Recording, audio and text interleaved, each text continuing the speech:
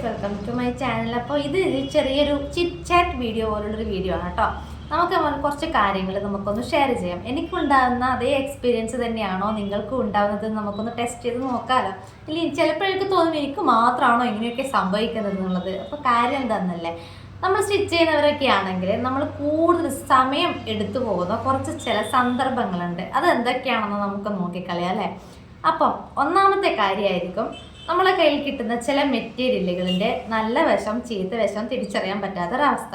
അതായത് നമ്മൾ ഒരു മെറ്റീരിയൽ എടുത്തു കഴിഞ്ഞാൽ ഈ എന്താ പറയുക, കാഞ്ചീപുരം മോഡലൊക്കെ ഉണ്ടാകുന്ന ഒരു ടൈപ്പ് ഓഫ് മെറ്റീരിയൽ ഉണ്ട്. അങ്ങനെയുള്ള മെറ്റീരിയൽ നമ്മളെ കയ്യിൽ കിട്ടിക്കഴിഞ്ഞാൽ ഇതിൻ്റെ നല്ല വശം ഏതാണ് ചീത്ത വശം ഏതാണെന്ന് നമുക്ക് എത്ര നോക്കിയാലും മനസ്സിലാവില്ല. നിങ്ങൾക്ക് ഉണ്ടാവും ചിലപ്പോൾ ആ ഒരു എക്സ്പീരിയൻസ് ഉണ്ടായിട്ടുണ്ടാവുമായിരിക്കും. നമ്മൾ ഒരുപാട് ടൈം നമ്മൾ അതിന് വേണ്ടിയിട്ട് സ്പെൻഡ് ചെയ്യും. തിരിച്ചും മറിച്ചും നോക്കി, ഇങ്ങനെ തിരിച്ചും വെയിലത്ത് വെച്ച് നോക്കി, ലൈറ്റിലിട്ട് നോക്കി, ലൈറ്റ് ഇല്ലാതെ നോക്കി, ഇങ്ങനെ പല ടൈപ്പിൽ നമ്മൾ ഇങ്ങനെ തിരിച്ചും മറിച്ചും എന്താ പറയുക നോക്കി നമുക്ക് മനസ്സിലാവേയില്ല ഇതിൻ്റെ നല്ല വശം ഏതാണ് മോശം വശം ഏതാണ്. അങ്ങനെ ഇതായിരിക്കും നല്ല വശം എന്നൊക്കെ വിചാരിച്ച് നമ്മൾ എന്ത് ചെയ്ത് കട്ട് ചെയ്ത് സ്റ്റിച്ച് ചെയ്ത് കഴിഞ്ഞിട്ട് ഇട്ട് നോക്കുമ്പോഴേക്കായിരിക്കും ചിലപ്പോൾ അയ്യോ ഇത് നല്ല വശമല്ല, ഇത് മോശം വശമാണ് എന്നുള്ളൊരു ഇത് നമുക്കത് ചിലപ്പോൾ മനസ്സിലാവാം. അങ്ങനെ ഒരു എക്സ്പീരിയൻസ് നിങ്ങൾക്ക് ആർക്കെങ്കിലും ഉണ്ടോ? എനിക്ക് ഒരുപാട് പ്രാവശ്യം ഉണ്ടായിട്ടുണ്ട് കേട്ടോ. എനിക്ക് ചില മെറ്റീരിയലിൻ്റെ നല്ല വശവും മോശം വശവും എനിക്ക് തിരിച്ചറിയാൻ ഭയങ്കര പണിയാണ്. അതെന്താണെന്നറിയില്ല, ചില മെറ്റീരിയലിന് അങ്ങനെ ഒരു പ്രശ്നമുണ്ട്. അപ്പം അങ്ങനെയുള്ള മെറ്റീരിയൽ കയ്യിൽ കിട്ടിക്കഴിഞ്ഞാൽ ചിലപ്പോൾ ഒരുപാട് സമയം എടുക്കും നമ്മളൊന്ന് സ്റ്റിച്ച് ചെയ്യാനും കട്ട് ചെയ്യാനും ഒക്കെ ആയിട്ട്. രണ്ടാമത്തെ എനിക്കുണ്ടാകുന്നൊരു പ്രശ്നമാണ് ഈ അത്യാവശ്യം നല്ല വീതിയും നീളമൊക്കെ ഉള്ള ഒരു മെറ്റീരിയൽ ഞാൻ അതിനെ മാക്സിമം എന്താക്കും സേവ് ചെയ്തിട്ട് കട്ട് ചെയ്യാൻ നോക്കും. അപ്പം അതായത് ഞാൻ എന്താ വിചാരിക്കാന്ന് വെച്ചാൽ ഇത് നമുക്ക് കുറച്ചുകൂടി ഒന്ന് സേവ് ചെയ്ത് വെച്ചാൽ 2 പീസായിട്ട് നമുക്ക് 2 ടോപ്പ് സ്റ്റിച്ച് ചെയ്യാം, അല്ലെങ്കിൽ വേറെ ഏതെങ്കിലും ഒരു മോഡലിന് ഇങ്ങനെ എന്തെങ്കിലും ഒരു മോഡൽ വെച്ച് കൊടുക്കാം. ഇങ്ങനെയൊക്കെ വിചാരിച്ചിട്ട് ഞാൻ എന്ത് ചെയ്യും, പരമാവധി മാക്സിമം സേവ് ചെയ്തിട്ടൊക്കെ തുണി മടക്കിയിട്ട് കൊടുത്തിട്ടൊക്കെ നമ്മൾ കട്ട് ചെയ്ത് കൊടുക്കും. പക്ഷെ ഞാൻ കട്ട് ചെയ്ത് കൊടുക്കും. അപ്പോൾ അവിടെ എനിക്ക് പറ്റുന്ന ചില സമയത്ത് പറ്റുന്ന കാര്യം എന്താണെന്ന് വെച്ചാൽ അത് കട്ട് ചെയ്ത് കഴിഞ്ഞ് സ്റ്റിച്ച് ചെയ്ത് കഴിഞ്ഞിട്ടുണ്ടാവും നമ്മൾ ഇട്ട് നോക്കുമ്പോൾ അത് തീരെ വീതി ഇല്ലാതെ പോലൊരു ഫീൽ വരും. തീരെ വീതി ഉണ്ടാവില്ല, ചിലപ്പോൾ ടൈറ്റായി പോകും.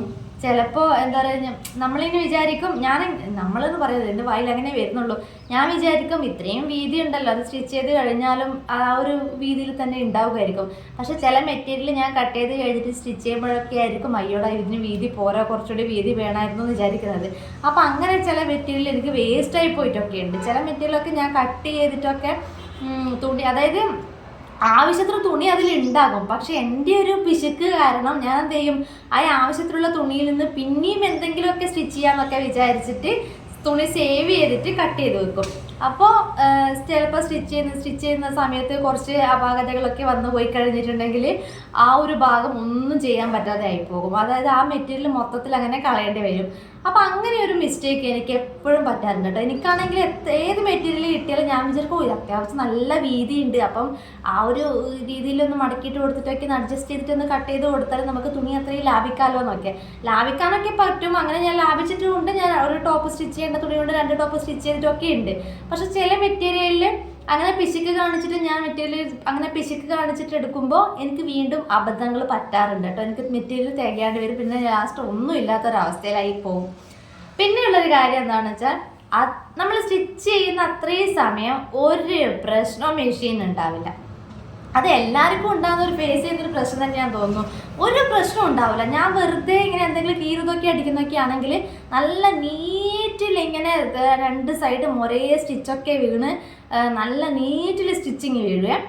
അഥവാ പുറത്തുനിന്ന് ആരെങ്കിലും സ്റ്റിച്ച് ചെയ്യാൻ തന്നിട്ട് നമ്മളിങ്ങനെ കഷ്ടപ്പെട്ട് അല്ലെങ്കിൽ അർജൻറ്റായിട്ട് എന്തെങ്കിലുമൊക്കെ ഇങ്ങനെ സ്റ്റിച്ച് ചെയ്യുന്നൊക്കെ ആണെങ്കിൽ എന്താ പറയുക, ഒന്നെങ്കിൽ താഴത്തെ സ്റ്റിച്ച് വീണിട്ടുണ്ടാവില്ല, മുകളിൽ മാത്രം നല്ല നീറ്റിൽ സ്റ്റിച്ച് ഉണ്ടാകും, ഇല്ലെങ്കിൽ മുകളിലത്തെ സ്റ്റിച്ച് നല്ല രീതിയിലുണ്ടാകും, താഴത്തെ സ്റ്റിച്ചിൽ ഇങ്ങനെ കുടുക്ക് കിട്ടിയ പോലെയൊക്കെ ഉണ്ടാകും. നല്ല മെറ്റീരിയൽ എന്തൊക്കെ സ്റ്റിച്ച് ചെയ്യുമ്പോഴാണെങ്കിൽ എപ്പോൾ സംഭവിക്കുന്നൊരു കാര്യമായത്. ഞാനിങ്ങനെ ചിന്തിക്കും എന്തൊരു അത്ഭുതമായത്, ഇത്രയും നേരം ആ പഴയ തുണിയൊക്കെ സ്റ്റിച്ച് ചെയ്യുമ്പോൾ ഒരു കുഴപ്പം ഉണ്ടായിട്ടില്ല. നമ്മളൊരു പുതിയ ചുരിദാർ അല്ലെങ്കിൽ പുതിയൊരു എന്തെങ്കിലും ഒരു മെറ്റീരിയൽ സ്റ്റിച്ച് ചെയ്യാൻ നോക്കുമ്പോഴേക്കും അത് മൊത്തത്തിൽ അങ്ങ് കൈവിട്ട് മൊത്തത്തിൽ ഇങ്ങനെ അപാകതകളായിരിക്കും കാണുന്നത്. പിന്നെ അത് ഇതുപോലെ തന്നെ ഒരു പ്രശ്നം ഉണ്ടായിരിക്കില്ല അത്രയും സമയം വേസ്റ്റ് ചെയ്യാൻ.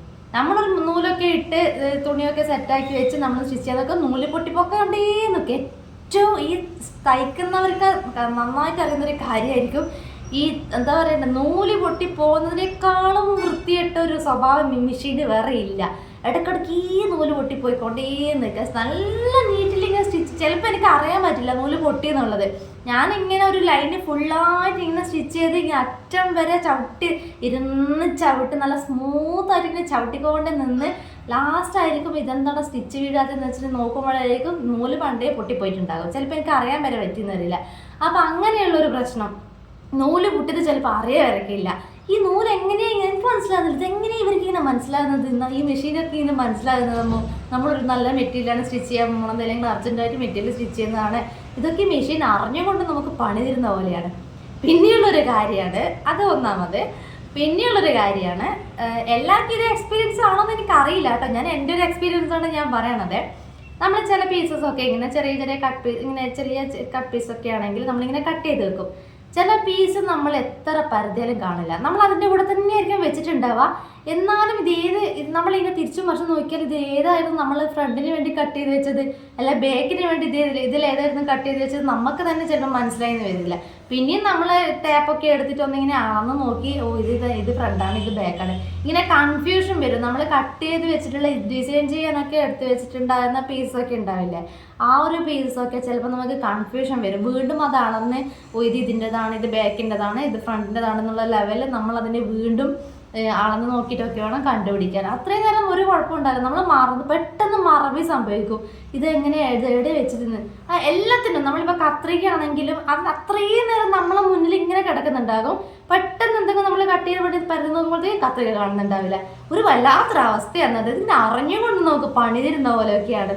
എന്താ അല്ലേ, എല്ലാവർക്കും ഇങ്ങനത്തെ ഞാനൊന്നും എനിക്ക് അറിയില്ല കേട്ടോ.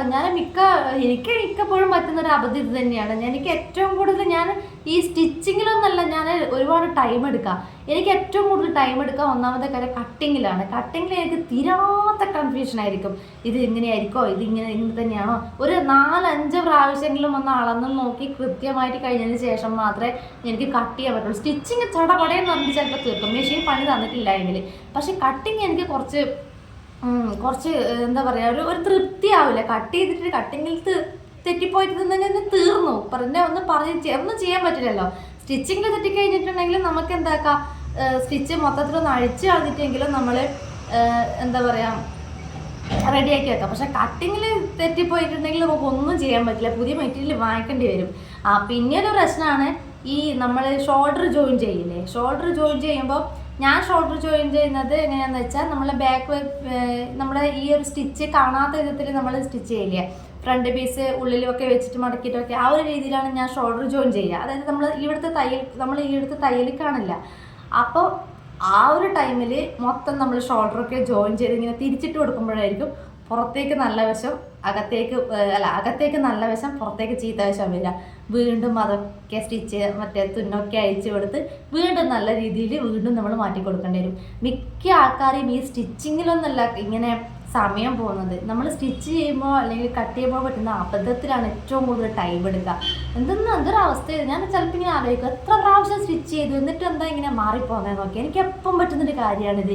ഈ നല്ല വശം പുറം വശം ഒന്നും തിരിച്ചറിയാൻ പറ്റാതാവുക, കട്ട് ചെയ്യുമ്പോൾ മാറിപ്പോവുക, നൂലിടക്കിടക്കേ പൊട്ടിപ്പോക്കൊണ്ടേ നിൽക്കുക, മെഷീൻ എന്താ പറയുക സ്റ്റിച്ച് ശരിക്കും വീഴാതിരിക്കുക. അതുവരെ ഒരു കുഴപ്പമുണ്ടാവില്ല. നമ്മളെന്തെങ്കിലും കാര്യമായി സ്റ്റിച്ച് ചെയ്യാൻ ഇരിക്കുമ്പോഴായിരിക്കും ഈ വക പ്രശ്നങ്ങളൊക്കെ നമ്മൾ നേരിടേണ്ടി വരുന്നത്.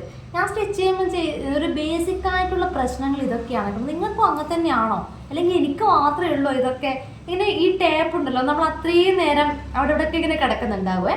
എന്തെങ്കിലും ഒരു കാര്യം അർജൻറ്റായിട്ട് ഇതിൻ്റെ ഒരു അളവൊന്നും എടുക്കണം ഒന്ന് പരതി നോക്കിയാൽ ചിലപ്പോൾ ഇത് കാണാൻ പറ്റില്ല. ചിലപ്പോൾ എൻ്റെ ഷോൾഡറിൽ ഞാൻ ഇങ്ങനെ ഇട്ടിട്ടുണ്ടാകും, മാല പോലെ ഇങ്ങനെ ഇട്ടിട്ടുണ്ടാകും, പക്ഷെ എനിക്ക് എൻ്റെ റീലേ വിട്ടുപോയ പോലെയാണ്.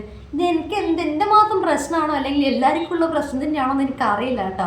അപ്പോൾ ഞാൻ ഇങ്ങനെ വെറുതെ ഇങ്ങനെ ഇരുന്ന് ആലോചിച്ചപ്പോൾ ഞാൻ വിചാരിച്ചു ഈ ഒരു പ്രശ്നം ജസ്റ്റ് ഒരു വീഡിയോ ഒന്ന് ഇട്ട് നോക്കാം. ചിലപ്പോൾ ഈ വീഡിയോ ആരെങ്കിലും ഒരു 10 പേര് കാണുന്നതാണെങ്കിൽ അവർക്കും ഉള്ളതാണ് ഈ പ്രശ്നങ്ങളൊക്കെ എന്ന് അറിയുന്നുണ്ടെങ്കിൽ നമുക്ക് സമാധാനമാണല്ലോ. നമുക്ക് അങ്ങനെയാണല്ലോ, നമ്മളെ വീട്ടിലെ കറണ്ട് ഇല്ലെങ്കിലും നമ്മൾ അപ്പുറത്തെ വീട്ടിൽ പോയി നോക്കിയിട്ട് ഓ ഭാഗ്യം അവിടെയും കറണ്ട് ഇല്ല എന്ന് അറിയുമ്പോഴുണ്ടല്ലേ നമുക്കൊരു സമാധാനം. അല്ലാണ്ട് നമ്മുടെ വീട്ടിലെ കറണ്ട് എന്തുകൊണ്ടാണ് പോയതെന്ന് ചിന്തിക്കുന്നതിനേക്കാളും കൂടുതലും അവർക്കും കറണ്ടില്ല എന്നറിയുമ്പോഴാണ് ഒരു സമാധാനം. അതേ അവസ്ഥ തന്നെയാണ് ഇതിൽ ഉദ്ദേശിച്ചത് കേട്ടോ. എനിക്ക് മാത്രമാണോ ഈ സ്റ്റിച്ച് ചെയ്യുമ്പോൾ ഇങ്ങനെയുള്ള പ്രശ്നങ്ങളൊക്കെ ഉള്ളത് എന്നുള്ളത്? അപ്പം എനിക്ക് മാത്രമാണോ അല്ല എല്ലാവർക്കും ഉണ്ടോന്നുള്ള കാര്യം എനിക്ക് അറിയില്ല. അപ്പോൾ ഞാൻ വിചാരിച്ചൊരു വീഡിയോ ആക്കിയിട്ട് ഒന്ന് അപ്ലോഡ് ചെയ്ത് നോക്കാം. ചിലപ്പം എന്നെപ്പോലെ സ്റ്റിച്ച് ചെയ്യാനിരിക്കുന്നവർക്കൊക്കെ ആണെങ്കിൽ ഈ വക പ്രശ്നങ്ങളൊക്കെ ഉണ്ടെങ്കിൽ ഷെയർ ചെയ്യാമല്ലോ. അത്രയേ ഉള്ളൂ. അപ്പോൾ നമുക്ക് അടുത്ത വീഡിയോയിൽ കാണാം.